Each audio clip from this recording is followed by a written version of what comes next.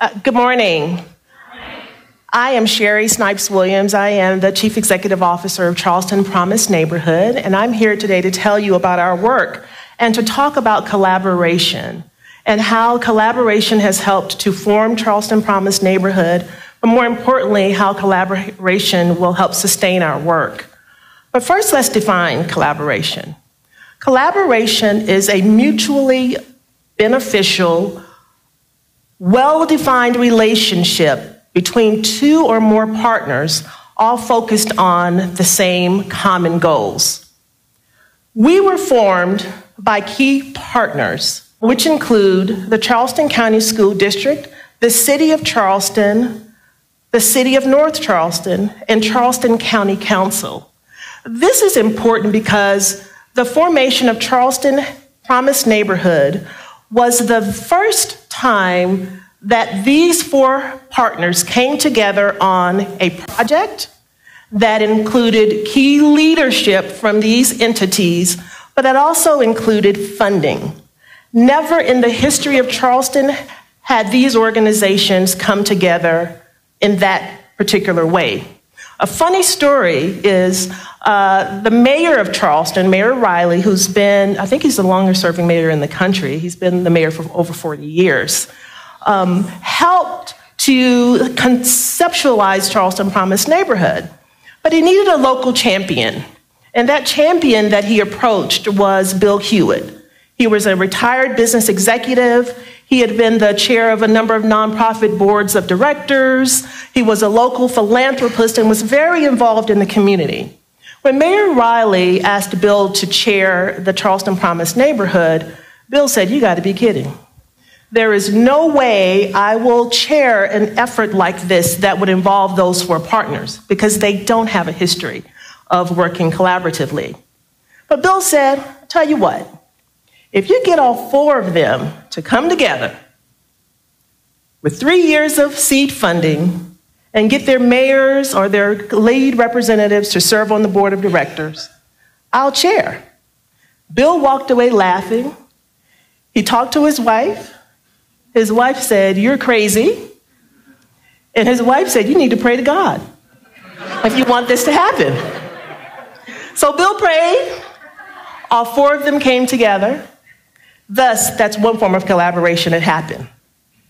So as I talk about our organization, I'm going to talk about the magic that happens. And the key thing about our organization and those founding partners coming together was there was a significant need. The 5.6-mile corridor that we are working in Charleston has double-digit unemployment. Many of the parents or adults in the community do not have high school diplomas. Single-parent family households are predominant in our community. And many of the adults have long histories with the criminal justice system.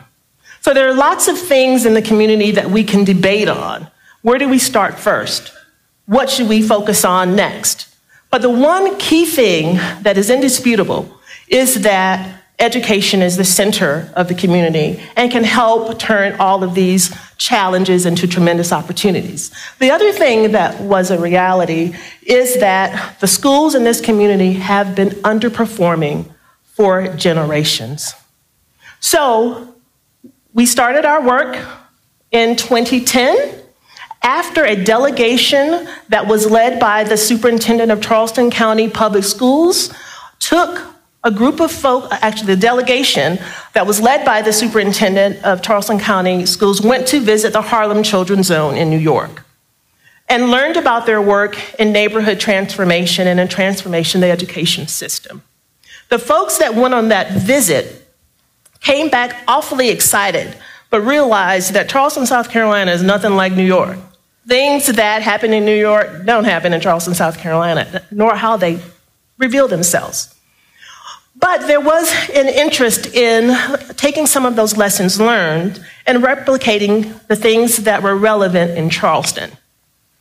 They formed a group of nonprofit representatives, government representatives, key community stakeholders, business leaders, and applied for a Promise Neighborhood implementation grant. This was in, I think, 2010, maybe 2009, 2010. However, we didn't win the grant. However, the ills in the community still existed. The community came together and said, let's create a nonprofit called Charleston Promise Neighborhood to work with residents, with business communities, with key stakeholders to help transform the neighborhood. One of the things that came out of that collaboration was the creation of a vision statement, which reads that the neighborhood would be socially and economically indistinguishable from the rest of Charleston within a generation. Because this work is hard, this work takes a long time, this work is expensive, and this work takes lots of leaders and thought leadership. However, who has time to wait for a generation? We have things that we need to be doing now. So part of the collaboration work was to work with the Charleston County School District on its Vision 2016 goals. Thus, this is why we started in education. And the focus was to work on 4 Charleston Promise Neighborhood elementary schools to ensure that they are among the best performing elementary schools in the area. Now, collaboration doesn't happen overnight. It takes a lot of time. It's not easy. It takes input from top leaders. It also requires that everyone is on the same page and that everyone is in the same boat going in the same direction. But it is a process. And it starts with cooperation.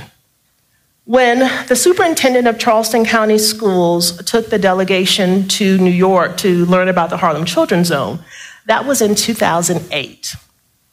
There was an opportunity for folks to gather information, to learn about opportunities for community change. But there was no requirement of resources. There was no requirement that these organizations would stick around to the end. However, the conversations continued, and next we moved to coordination, where there was key planning that took place, the development of the vision statement and the mission statement. Top leaders were involved in the process. Some financial investment was required by the leaders. But also, the partners that went on the trip to New York weren't necessarily the partners that were there 2 or 3 years later, for a variety of different reasons. But when we get to the place of collaboration, again, it requires a significant investment of time, a significant investment of resources. Entities had to put money on the table. There was a buy-in and investment from lots of different voices in the community. And also collaborations come in different forms. And I'll just talk to you briefly about some of the collaborations that we have in place. One is we have impact partners. These are nonprofit organizations that Charleston Promise Neighborhood invests in to deliver services above and beyond the resources that are allocated to each school. For example, with Charleston Volunteers for Literacy, we purchase services from this nonprofit organization, which is an evidence-based program that recruits mentors to come into schools and offer reading support to students who are behind in their grade level reading. They come into the schools weekly in partnership with the schools, in partnership with the teachers. Another type of collaborative partner are funders. In the center, you'll see the Midwest VACO logo. They have offered multi-year financial support to Charleston Promise Neighborhood, which and then we purchase services to be delivered in the schools. They also provide in-kind support. The notebooks that students need in classes, they've provided those kinds of resources to assist teachers in their everyday instruction. But also for the infrastructure and support of our organization, they have offered a marketing and communications intern that is working with us and other nonprofits in the community. Another type of collaborative partner are capacity building partners. And this is important because the College of Charleston is one of those partners. They helped us determine the key programs and products that we'd be able to offer our schools. They provided the evidence-based research of national models that many of you have been introduced to over your work that we should consider delivering in our schools. But also, they help us with surveys because the work that we do requires input and buy-in from teachers. So they help us develop surveys. They crunch the numbers. They help us respond back to teachers what they said, what they want, and how they would like Charleston Promise Neighborhood to interact with them. Another key capacity building partner is Blackbaud. And Blackbaud helped us with our technology and infrastructure, help us look at options for longitudinal databases so that we can track our progress student by student over the long haul. So it requires different types of partnerships, different types of collaborations to make this organization work. I've talked to you a little bit about who we are, and now I'll have LaTisha talk to you about what we do, specifically in the schools. Well, good morning. This is so exciting. All these people out here. So I'm LaTisha Vaughn-Brandon. I'm the Director of Education Initiatives for Charleston Promise Neighborhood. But not only do I work for Charleston Promise Neighborhood, I also am an Assistant Associate Superintendent for the Charleston County School District. So half my salary is paid for by the Charleston County School District, and the other half of my salary is paid for by CPN. Now, this could be a blessing or a curse, because I have 2 masters, but what a great example of collaboration. So what I'm here to talk to you about is not only what we do, but the lessons we've learned through this short journey as an organization. So you heard in the video, how many of you love that video? That video was awesome. We want to thank the School Improvement Network for coming down and spending time with us to shoot that. But you heard during the video that we have 6 strands of focus. They're parenting, education, employment, community engagement, healthcare, and housing. And as of this point, we've engaged in 4 of those 6 strands of focus. Sherrie talked a little bit with you about collaboration, and really the key thing, one of the key lessons that I want to bring to you this morning is really a simple one. It's not earth-shattering. I'm sure it's something that you already knew, but I have to bear witness to this because when we're going through this, sometimes it seems like it's not the work, but it really is the work. Collaboration takes a lot of work. A lot of work. Because guess what? It would have been really easy for CPN to go create their own charter school, create their own programs in the neighborhood, and then say, come see how this works, right? But that has not been our goal from the beginning.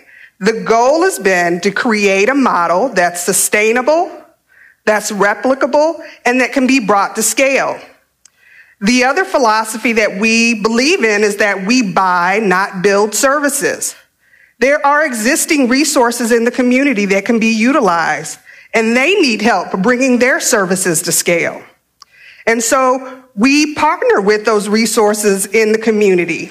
And then one of our goals is to help spur the creation of resources to fill in gaps where they exist. And sometimes we have ended up creating some programs to fill in those gaps. So who are our partners, and what do those relationships look like? And what are those big lessons that we've learned throughout this journey? Well, beyond the fact that we realize that the collaboration takes a whole lot of work, the number one lesson we've learned, and we heard this yesterday from Mr. November when he was talking about trust, those first 5 days of school, trust is the key to collaboration, to effective collaborations. Our number one partner is the Charleston County School District, as Sherrie was saying. And we started out with the Charleston County School District, just to give you a little background, over 45,000 students, over 5,000 employees. And guess what we started out working on in the school? Teacher incentive pay. Now, anyone who knows and has been reading the research on teacher incentive pay, you know this is very controversial, right? So let me give you an analogy to this. So my mother makes a slammin' peach cobbler, right? And she passed the recipe on to me. She got the recipe from her mother, who got the recipe from her mother. So this peach cobbler recipe has been in my family for 4 generations now, right? So if you come and tell me that I'm not making the best peach cobbler and there's another way to make it, those are some fighting words, right? Okay. So this is what happens. Mr. Litton shared this. And our schools have been doing the same thing for how long? 1,000 years, right? And we're going to come in and tell them there's another way to do this. People, we have got to have trust. In order to build those collaborations, we have to have trust. We have to have trust with our teachers. We have to have trust with our principals. We know that nothing happens in the school unless the principal buys in, right? I was a principal, so I know people came through the door, they would tell me something, and if I didn't buy in, you're gone, I'm gonna do what I wanna do. So we have to have that trust. The second lesson that we learned was another one that is it's not earth-shattering, but it's something that we have to talk about. And it's that the partners have got to have shared goals on success of the partnership. And we've got to clearly define those goals. So we have 2 partnerships, one with Teach for America and one with Trident United Way. And so from the beginning, we had our goal of placing a certain number of core members in the school, which was great. And we pretty much met that goal. With Trident United Way, there's a program called Links to Success. So Links to Success is in the schools. And because we have this partnership with Trident United Way, our schools have full-time mental health counselors, which that's awesome. We have a partnership with the Low Country Food Bank, and so children who are hungry take home backpacks of food on the weekend. We have a partnership, as Sherrie was saying, with the Charleston Volunteers for Literacy, and so they receive academic support. So TFA has their measures of success, right?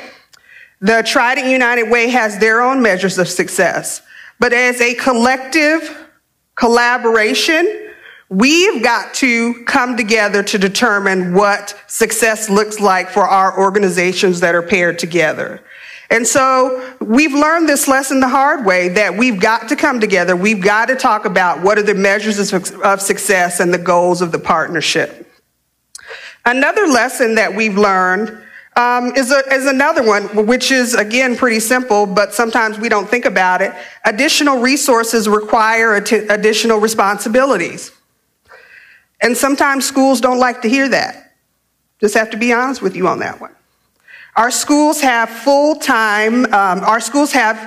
Kids Well Health Clinic. So there's a doctor that comes to the school and sees our children. And so you saw Dr. Rendazzo in the video. He sees our children. They don't have to leave school when they're sick. The parents don't have to leave work.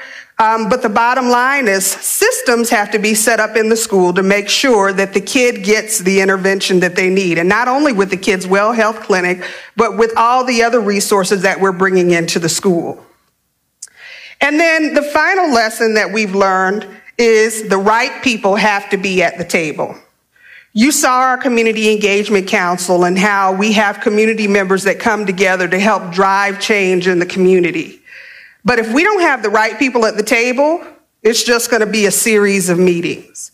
And so with all of our partners, we have to be very strategic about the people who are at the table if we want to work towards our goal of transforming the neighborhood within a generation. So what is next for us? You've heard about where we are, where we came from, the lessons that we've learned. I'm really excited to announce that the Charleston Promise Neighborhood schools are becoming their own professional learning community. So up until this point, they have operated in a group of 17 schools, and we haven't been able to focus in on the things that we want to focus in on academically. And so this year, we're transforming to our own Charleston Promise Neighborhood Learning Community, where I'm the Assistant Associate Superintendent. And the goals are pretty simple. We want to accelerate achievement for our students. We want to offer individualized, personalized professional development for our teachers. Thank you, PD 360. We want to offer additional targeted resources and align those resources and supports to our children and our teachers. And we want to leverage the community resources in order to help our children achieve the Vision 2016 goals. I mentioned our partnership with the College of Charleston, and helping us do some early evaluation of our programs. We want that to be more thoughtful and more deliberate to ensure that we are implementing the right programming at the right time in the schools, serving students and teachers per their individual needs.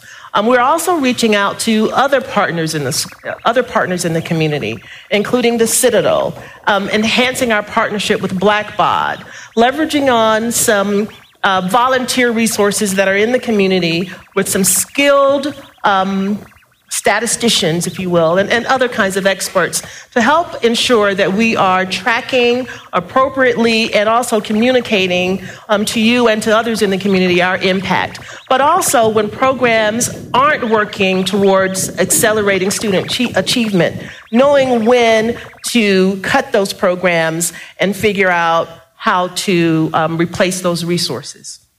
Another thing that we are focused on in the community, if we could have that slide, is securing sustainable funding. I mentioned that our 4 governmental partners funded us for 3 years at the onset of our work. This year, all 4 of them have re-upped their commitment for another 3 years. Again, this is magic. This just doesn't happen. However, this is not long-term sustainable funding.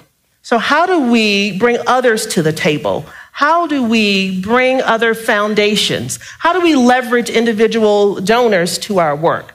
We have a board that is comprised of mayors and county council members and local philanthropists in our community. But how do we allow others in the community to help fund and support and sustain our work? And that is something that we need to, as a new nonprofit being less than 5 years old, figure out how we support and continue to support our schools in that way. And then the final thing that we are working on for the future is expanding our program. So how do we follow our children once they leave our elementary schools when there really is no true feeder pattern in our city? We know that early childhood education is one of the keys to our children being successful in school and closing that achievement gap. The earlier the intervention, the smaller the gap. And so how can we meet the needs of the long wait lists in our city for children who are 4 years old and 3 and 2 years old to have quality early childhood education? And then our children that are in school, they just need more time in school. We know that it's not an issue of our children not being able to, but when you are 2 or 3 grade levels behind, they need extended days, extended years. And so we're investigating the possibility of extended learning for our children. So those are some of the things we're thinking about. We appreciate the opportunity to share the work that we're doing in Charleston. We are going to be doing a breakout session after this session. So if you want to learn more about what's happening in Charleston Promise Neighborhood, please join us. Thank you for this opportunity.